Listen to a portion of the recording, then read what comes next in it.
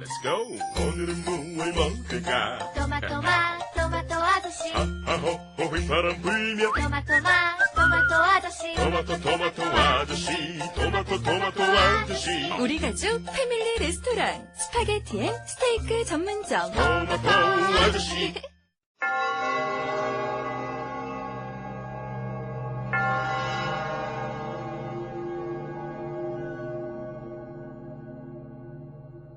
본 방송을 청취함으로써 발생하는 정신적, 육체적, 물질적 피해, 불면증, 정서불안, 과대망상, 인성간화, 귀차니즘, 대인기피, 왕따, 식욕감퇴, 발육부진, 성적하락, 가정불안, 업무능력 저하, 소득 감소, 직장생활 부적응 등등에 대하여 본 고스트 스테이션 제작진 일동은 어떠한 책임도 지지 않음을 경고드립니다.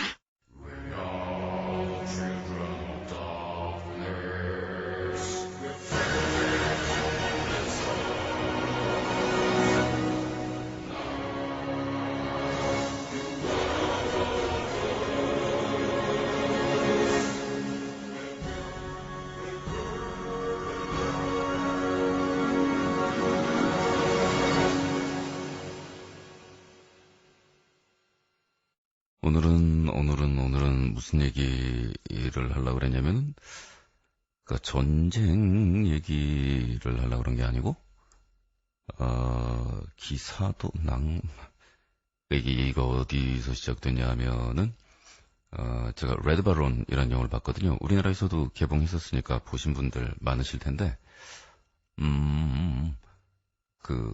아시죠? 우리 구스에서는 영화 얘기하면은 150% 스포일러로 끝장까지 달리는 거? 근데 몰라서 재미있을 때가 있고, 알아서 재미있을 때가 있잖아요. 그리고 한 번 본 것도, 뭐 이런저런 거를, 주변 거를 좀 채집하고 들으면은 더 재밌는 게 있고, 그러니까 저희는 한 방향밖에 없는 거죠. 이미 상영을 해서 꽤나 시간이 지나서 스포일러를 150%든 1500%를 갈기든 니 알아서 하센. 이라는 상황에서 스포일러를 끝까지 댑니다.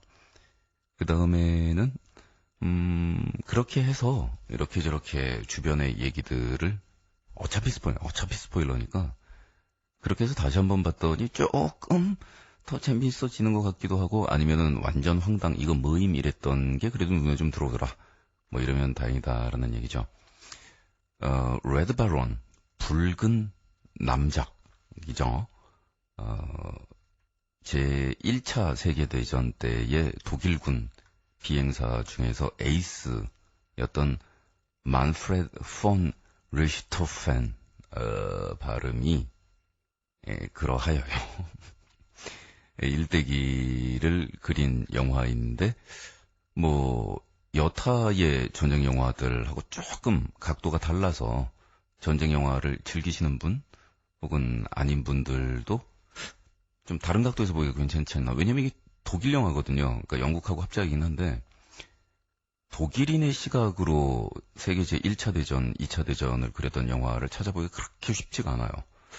특히 2차 대전에 대해서는 나치와 특히 나치에 동조했던 과거에 대해서 독일 국민들이 거의 물론 뭐 극렬하게 반성을 하는 거니까 좋은 의미에서 좋은 거지만 경기를 일으키기 때문에 독일 입장에서 2차 대전을 다룬 영화를 어지간해서 잘 만들지가 않고요. 뭡니까, 전쟁 행위에 대해서 정말 마지못해 못 이겨서 반성의 말을 한마디를 찍 던지고, 그 외에 다른 국민들은 반성한다 안 한다가 아니라 아예 잘 모르고 관심이 없는 우리 이웃나라에 비하면 독일의 반성 태도는 비교해 봤을 때는 정말 대단한 거죠. 국가 지도자가 피해를 줬던 옆 나라에 가서 무덤에 앞에서 바로 무릎을 꿇는다든가, 뭐 이런 절절한 반성 행위를 좀 보여주긴 했는데, 그렇다고 해서 뭐 그들이 전쟁에서 저질렀던 참혹한 일들이 다 면제가 되는 것은 아니겠지만요. 어쨌든 이 만프레드 폰 리히토펜이라는 이름에서 보이듯이 귀족입니다. 폰이 붙으면은 귀족인 건데, VON, 폰이 있고 반이 있어요, 반. 그래서 네덜란드 사람들이나 뭐 이런 경우에 반 붙는 경우도 있고, 독일 프로이센 계통에서도 폰 있고, 이 VON 본하고 반 있는데, 폰이 붙으면 귀족인데, 반은 귀족이기도 하고 아니기도 해요. 그래서 우리가 익히 알고 있는 락밴드 밴 헤일런, 내 앞에 반이 붙어 있습니다만은 전혀 그 집안은 귀족이 아닌 뭐 이런 거고요. 어쨌든 그래서 이 비행기를 다룹니다. 그래서 1차 세계대전 때의 공중전을 다룬 것인데, 이와 대단히 비슷한 영화로 라파예트가 있어요. 원래 제목은 플라잉 보이스였나? 플라잉 보이스였겠죠? 그래서 저는 그 제목만 보고서 처음에 버닝해갖고, 라파예트, 발음은 프랑스식으로 라파예인데, 그, 미국 독립 당시에 미국에 날라와서 활약을 했던 프랑스 귀족이자 군인, 이름이 라파예인데, 그 아저씨가 참 재밌는 인생을 산 것 같은데, 전기적으로 이렇게 다룬 영화가 없어. 그건갑다 하고 봤더니 그게 아니고, 1차 대전 때에 미국이 굉장히 엉덩이 느리게 참전을 뒤로 미루면서 관망을 했잖아요. 그때에 미국 청년들이 프랑스 전선으로 그 전투기 조종사로 참전을 먼저 하게 되는데, 그때의 비행단 이름이 라파예트 비행단. 그러니까 미국이 독립할 때 미국의 은인, 미국을 도왔던 이 라파예에 대한 보은 내지는 보답이라는 의미가 뚜렷이 그 비행단 이름에 들어가 있는 거죠. 근데 뭐 두 영화가 다 동일한 소재를 포함하고 있어요. 그게 뭐냐면, 전장에서의 명예와 기사도라는 것이 아직 살아있던 시대, 그리고 그것을 고민하는 위치에 있던 전투기 조종사들의 이야기를 다루거든요. 근데 이게 되게 웃긴 게 뭐냐면, 세계 1차 대전이야말로 전쟁이 가장 비참하고 참혹한 모습을 드러냈던, 물론 그 이전에 있었던 고대부터의 전쟁 중에서 참혹하지 않은 전쟁이 어디 있었겠어요. 근데 1차 대전이 왜 그렇게 참혹했냐면, 개인 화기, 이 얘기 계속 하다가 지금 채널 다 돌아가는 거 아니야? 이런 얘기를 재밌어 하시는 분들이 재밌어 하시는데, 재미없어 하는 분들한테 이런 얘기를 꺼내는 거는, 여성분하고 첫 미팅을 하면서 군대 얘기 40분, 축구 얘기 40분, 그나마 축구는 월드컵 거치면서 축구 얘기 40분을 해도 심지어는 맞장구를 치는 여성분들이 많이 나타나거나, 아니면 들으면서 그래서 홍명바지가 옛날에 멋있었구나 뭐 이런 거라도 좀 됐지만, 군대 얘기는 여전히 그 데이트에서 기피해야 될 얘기 아니겠어요? 그래서 왜 여성하고 첫 데이트에서 피해야 될 얘기에 2순위, 1순위, 0순위 중에서 2순위가 축구 얘기, 1순위가 군대 얘기, 0순위는 군대 가서 축구한 얘기 라는 얘기가 있었는데, 모르겠어요. 저는 지금 일단 입은 벌렸으니까 끝까지 갈 수밖에 없어요. 이제 그 개인 화기 총을 띵 들고 쏘는 게, 이게 이제 시민 계급의 등장을 촉발하는 되게 중요한 변수였던 게, 옛날 귀족들이라는 게 사실 깡패거든, 깡패. 칼 휘두르고 말 타고 싸움하고 왕이 부르면 나가서 전쟁하고, 그 대신에 자기 영토 내에서는 그 인민들을 소유하고 마음대로 휘두르고 뭐 이런 건 깡패거든, 깡패. 그러니까 어릴 때부터 훈련받은 사람이 군사귀족이란 말이죠. 아주 어릴 때부터 칼을 배우지 않으면 칼로 적의 목을 쳐서 이렇게 목이 휙 날아가는 전쟁에서 그 끔찍한 장면 있잖아요. 안 벌어지거든요. 말도 마찬가지로 아주 어렸을 때부터 훈련을 받지 않으면 글쎄 좀 나이 먹은 다음에 말을 타면 그거는 할 수 있을까요? 산보를 나간다든가, 아니면 말 타고 열심히 달려갖고 어디로 도망간다든가 뭐 이런 건 할 수 있을지 몰라도, 말 위에서 등자가 있어도 무게 중심을 고정시키고 말 위에서 활을 쏘고 총을 쏜달지 뭐 무기를 휘두른달지, 이거는 아주 어릴 때부터 말을 탔다는 얘기거든요. 그게 이제 귀족이라는 거죠. 타고났다는 거죠. 혈통으로. 그래서 태어날 때 그 집안에서 태어났으니까 훈련을 받을 기회를 갖게 된 거겠죠.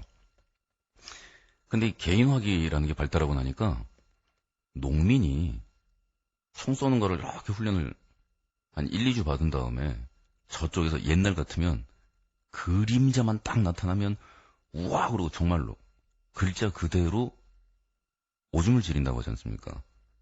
공포에 질려서 도망갈 수밖에 없는 완전 무장한 군사귀족.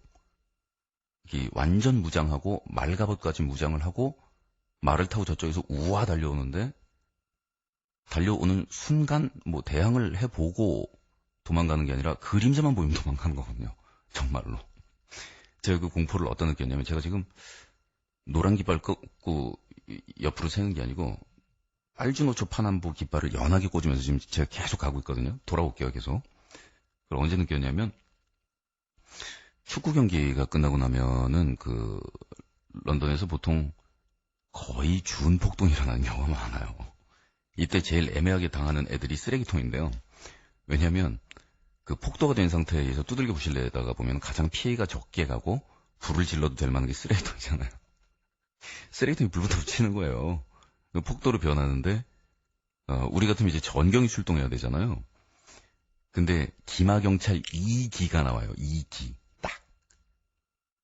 그리고 제가 봤던 장면은 2기 중에서 한 명은 여성 경관이었어요. 그리고 영국 경찰은 모비라고 불리우잖아요. 무장을 안 하고 있어요. 몽댕이밖에 없어요. 그런데 그 폭도들을 위에서 아래로 슥 내려다보면서 빨리 뛰지도 않고 턱헉 턱헉 턱헉 말이 이렇게 오는데 거짓말같이 좀 전까지 쓰레기통에 불 지르고 막 이렇게 펍 유리창 부시고 이러던 그 훌리건 폭도들이 그닥 멈춰요. 그 다음에 말 위에서 그 방망이 있잖아요. 육각. 그걸로 턱 두 번 손을 흔들면서 아저씨 딱 이런 표정을 지으면 슬금 뒤로 물러서는데 아래쪽에서 위쪽으로 보면 말을 탄 기수가 그 정도의 위압감을 준다는 거는 영화에서나 마치 제가 심리적으로 느껴본 적이 없잖아요. 말 밑에 있었다고 해서 제가 그 폭도들 사이에 섞여가지고 쓰레기통에 불을 지르고 있었다고 생각하시면 안 되고요. 저기 그 외모도 동양인 튀는데 제가 같이 섞여서 쓰레기통에 불 지르고 있었겠어요? 저는 거기서 저 불도 좀 끄고 이러지 마시라고 얘기들을 하려고. 뭐 하여간, 예, 제가 그 밑에 섞여 있었는데, 섞여 있은 건 사실인데, 공소시효가 불은 안 질렀는데, 하여간 봤다는 얘기죠. 기마 무사도 아니고, 기마 경관 2명이 방망이 2번 탁탁 흔드니까 뒤로 탁탁탁탁탁탁. 나중에 정신 차려보니까 다 같이 뛰고 있어.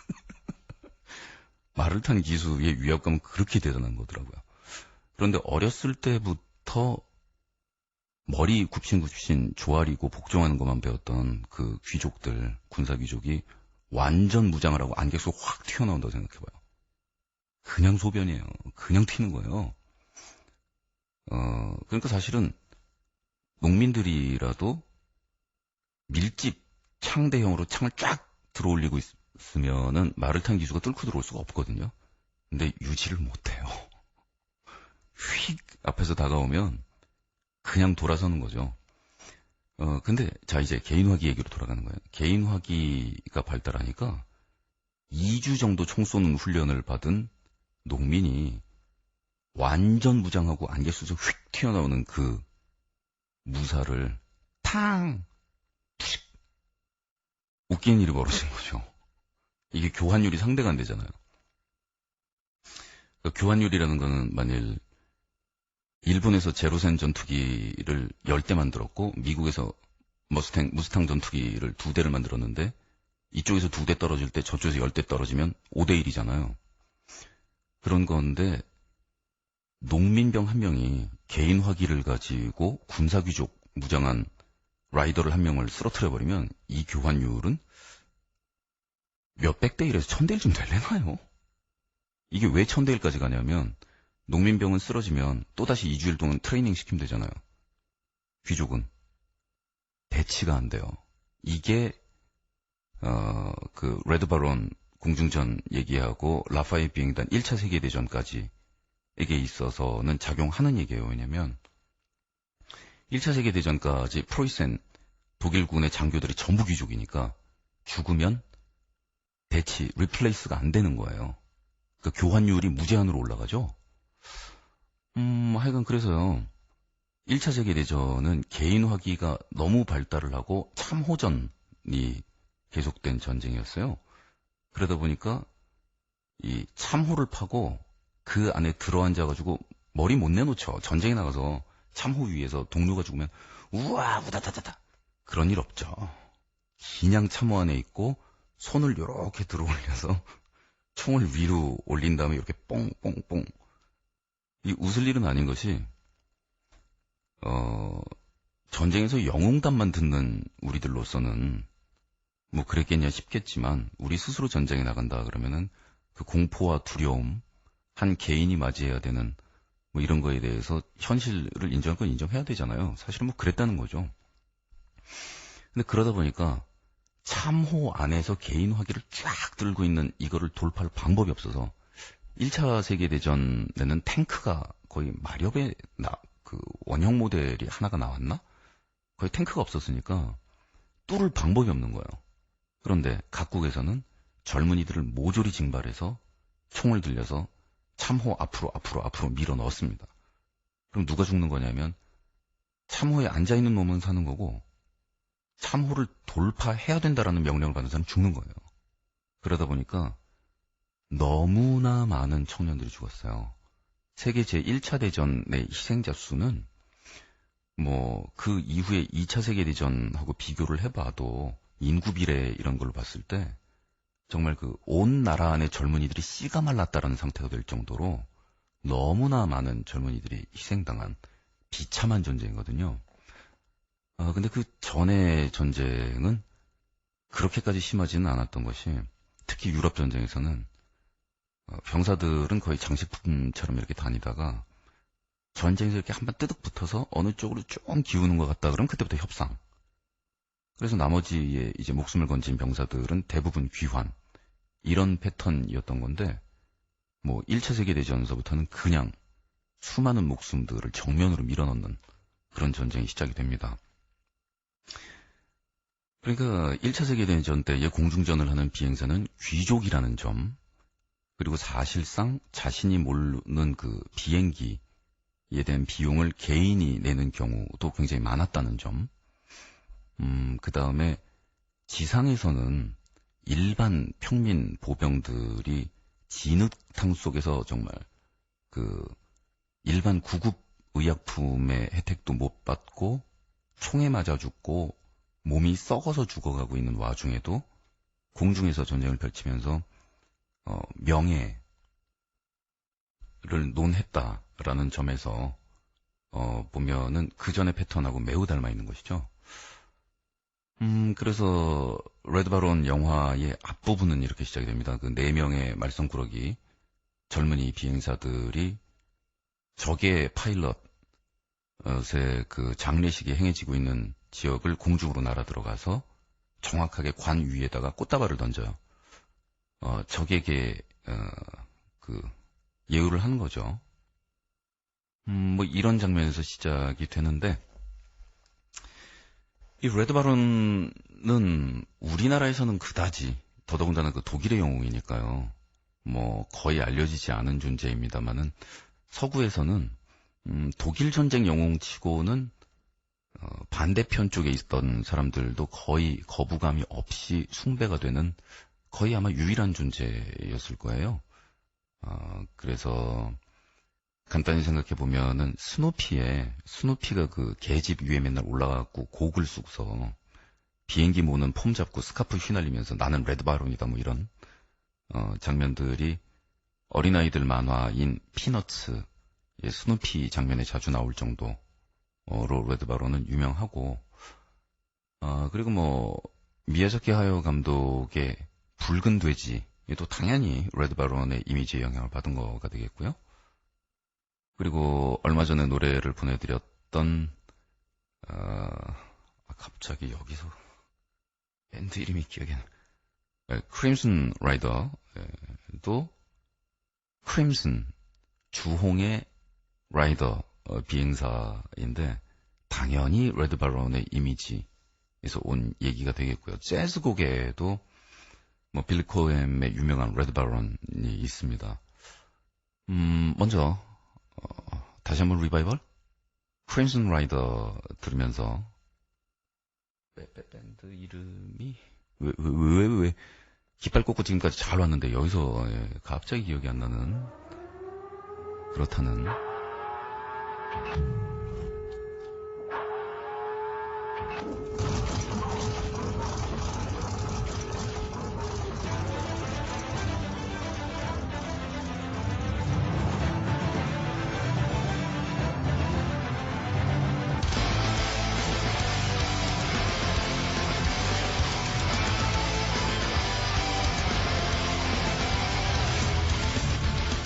네, 마스터 플랜의 크림슨 라이더 보내드리고 있습니다. 이 친구 너무 노래 잘한다고 제가 여러 번 아주 침 튀기게 설명을 하면서 이 마스터 플랜 기억해 주시라는, 네, 다들 기억하고 계시죠? 예.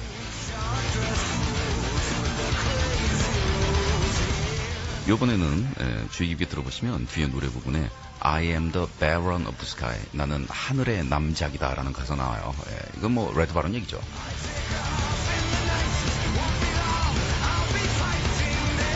네, 싱어도 노래 너무 잘한다고 제가 이름도 여러 번 말씀드린 기억하시죠? 예, 제가 말씀드릴 필요 없죠?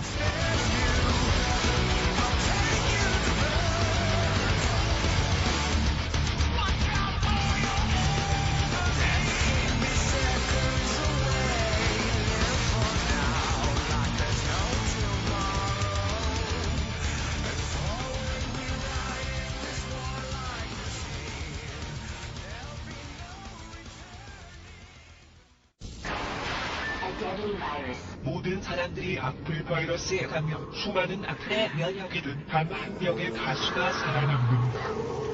내 이름은 로버트 네빌. 3년째 살아있는 사람을 보지 못했다. The radio drama never dies. 몰려온다. 역시 IPO에서 찾아내. 경고, 한나라 토끼가 나타났습니다. Warning. Flooding. Oh my god. Going to die, damn it. Coming soon. 레지던트, 악플. Ghost Pictures. 고대 중국의 가장 위대한 사상가 놀자. 그의 명성은 공자를 압도했고 맹자를 물로 보았다. 장자의 무위자 연설은 인간이 놀고 먹을 때 가장 행복하다는 그의 무위 도식설을 표절한 것이다. You study very hard, you die bad. You play very hard, you die good. 놀자 가라사대 장자가 사상가면 파리가 세다.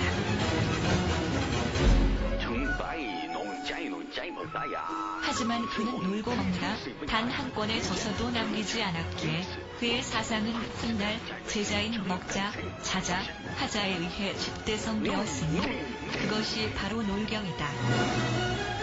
놀자의 34대 기승자, 놀교 교주 신해철이 전하는 주옥같은 이야기, 놀경.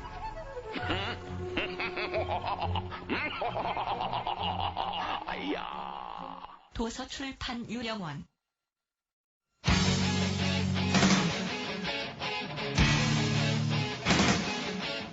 자, 세계 제1차 대전과 그리고 공중전과 비행기와 붉은 남자 레드 바론 뭐 이런 얘기하고 있는데요.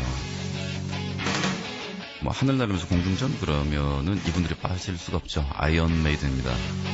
Aces High.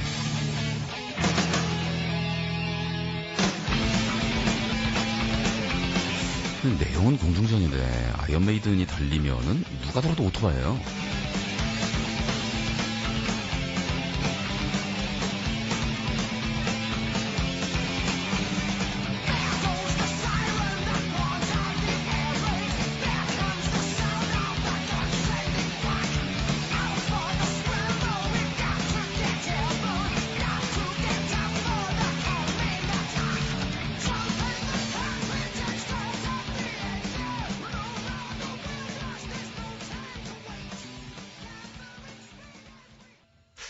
네, 뭐 1차 세계대전 때의 공중전 이야기와 그리고 세계 제1차 대전이 왜 그렇게 그 당시까지만 전쟁만 해도 비참한데 거기서 양상이 더 확 바뀐 비참한 전쟁이 되었나? 뭐 이런 이야기를 하고 있었습니다. 근데 제가 전에 한번 뭐 비꼬듯이 얘기하면서 우리나라에서는 이제 전투기 떨어지면 김소령 어떻게든 기체를 살려야 하네, 기체를 살려야 하네 막 이러는데 미군은 무슨 일만 생기면 무조건 탈출해 뭐 이런다고 얘기를 했지 않습니까? 근데 거기에는 미국이 꼭 인명을 중시하고 휴머니티가 뭔가가 더 있고 그래서 위급한 상황에서 어떻게든 기계인 비행기보다는 사람을 살리려고 한다라는 쪽의 이미지를 받을 수가 있겠지만 실상을 알고 보면 꼭 그렇지만도 않습니다. 그러니까 그게 뭐 인명을 존중하고 뭐 이런 게 아니라고 말할 수는 없겠지만 그죠. 군대에 있어서의 자원의 평가는 냉정하잖아요. 그래서 한때는 우리나라 그 보병보다 군견이 군대에 있어서의 그 물품 순위에서 훨씬 위에 있다 막 이런 이야기들 하면서 자조적인 군 생활을 보낸 청년들도 많았고요. 근데 예를 들어 미군 같은 경우에는 비행사가 더 비싼 거예요. 경제적인 논리로 냉정하게 따져봤을 때 어느 쪽을 구하는 게 더 비싼 거냐라고 따졌을 때 비행사가 훨씬 비싼 물품인 거예요. 비행기는 다시 만들 수가 있는데 만일 파일럿을 잃어버리면 그 파일럿을 다시 교육을 시키는 비용은 어마어마할 뿐만 아니라 또 1차 대전까지 그 삼엽기 타고서 하늘에서 권총 쏘던 저기 레드브런 영화 보면 나오지만 그 시절의 비행사는 그렇다고 쳐도 그 이후에 초음속을 돌파하는 거기서 인간의 최고의 지능과 반사신경이 요구되는 그 비행사는 시간도 오래 걸리고 비용도 들지만 자원을 찾기도 쉽지가 않아요.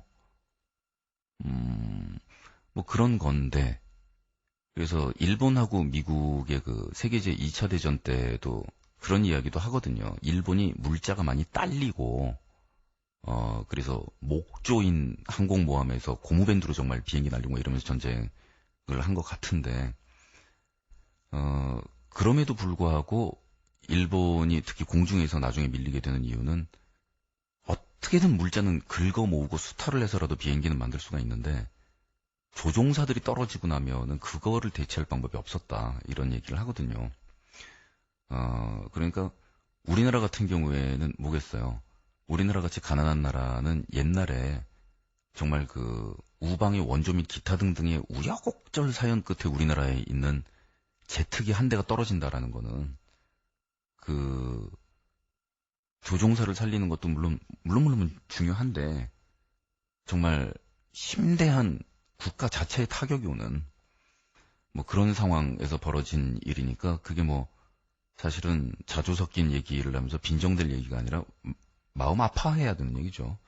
이제는 뭐 우리나라도 뭐 지금이라고 해서 전투기라는 어마무지한 재산이 큰 거는 여전하지만 그래도 옛날처럼 기체 살려보겠다고 파일럿 보고 어떻게 김소령 이런 농담이 나올 단계는 이제는 아니라고 해요. 또 우리나라도 마찬가지로 파일럿가 비행기 기체보다 더 비싼 뭐 이런 단계에 접어들었다라고 얘기를 하는 걸 들은 것도 같기도 하고요. 그래서 여기서 뜬금없이 나폴레옹 얘기가 나온대도요.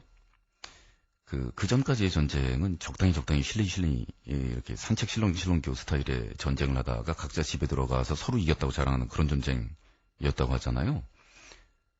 그런데 그 전략의 천재인 나폴레옹이 그 양상을 바꾸고 선멸전으로 전쟁의 양상을 바꿔버립니다.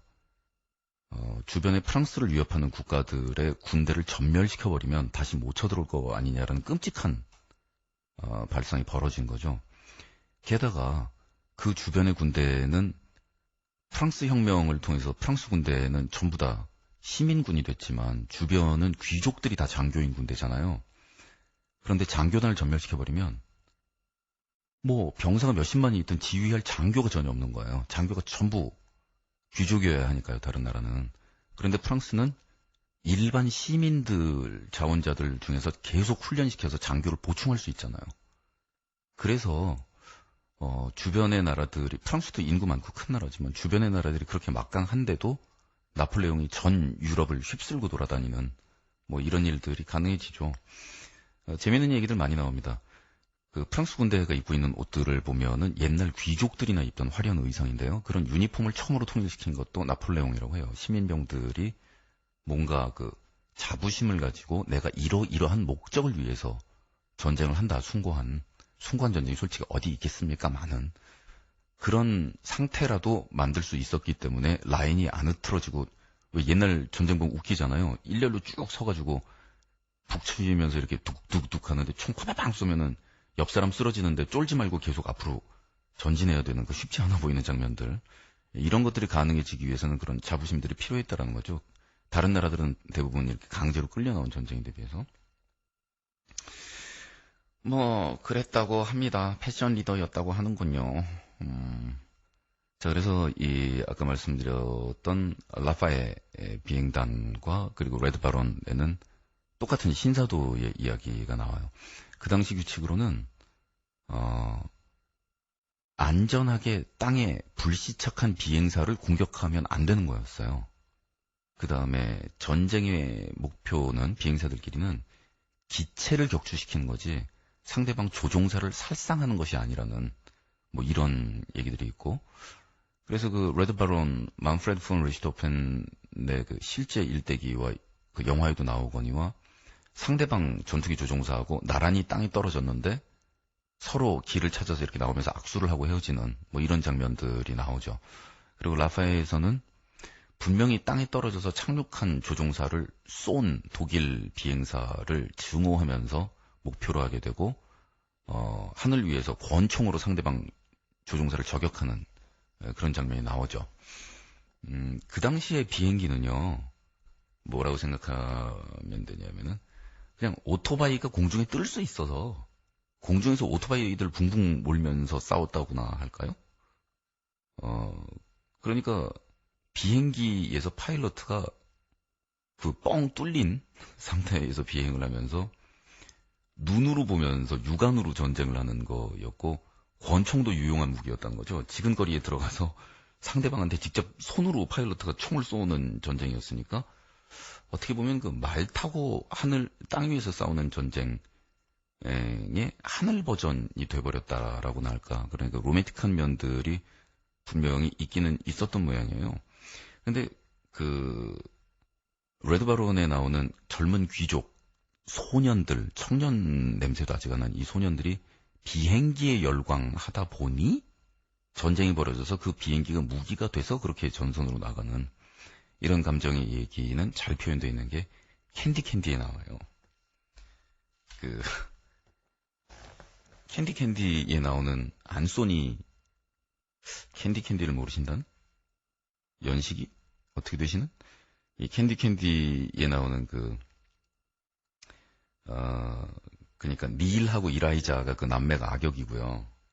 기억이 희뿌여신 분들, 자, 계속 상기시켜 드릴게요. 그 다음에 장미꽃, 안소니가 있잖아요. 일찍 죽은. 그리고 이제 안소니의 그 무리들이 있잖아요. 아치하고 스테아. 기억나시는 거예요, 도대체?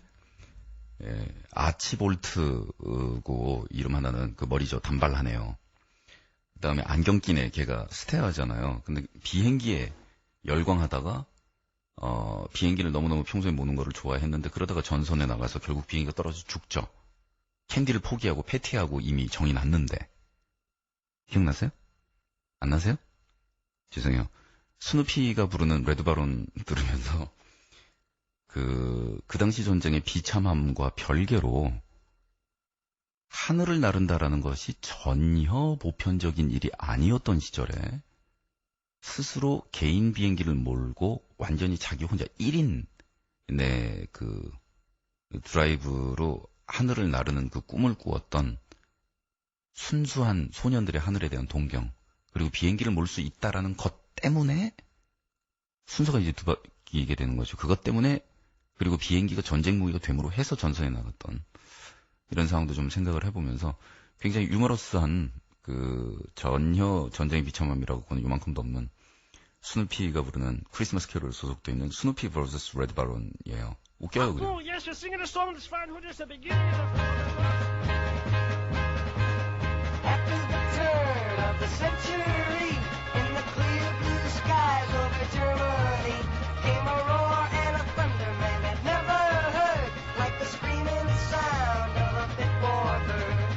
Up in the sky, a man in a plane, Baron von Richthofen was his name. 80 men tried and 80 men died. Now they're buried together. 네, 뭐 그랬다는 거고요. 자, 레드바론에서도 신사도의 이야기를 하고, 그리고 같은 동료 파일럿들 앞에서 만프레드 폰 리히트호펜의 격렬한 연설이 하나 있습니다.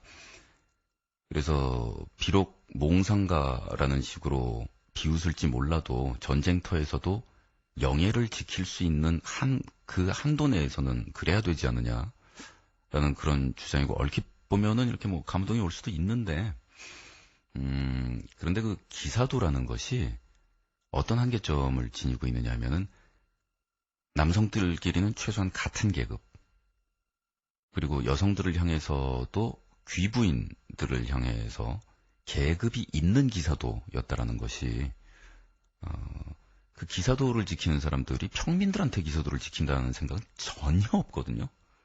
그러니까 아도왕과 원탁의 기사에 나오는 그 뭐 어쩌고 저쩌고 기사들을 논하는 그런 기사들, 그리고 말 위에서 갑주를 입고 뭐 귀부인들의 뭐 이런 스카프를 창끝에 걸고 이런 기사들도 평민들한테는 대상이 안 되는 거예요. 기사도는 지킬 이유도 없고, 뭐 그런 생각을 해본 적도 없고, 왜 무슨 소리야 이렇게 되는 기사도인 거거든요. 자, 그래서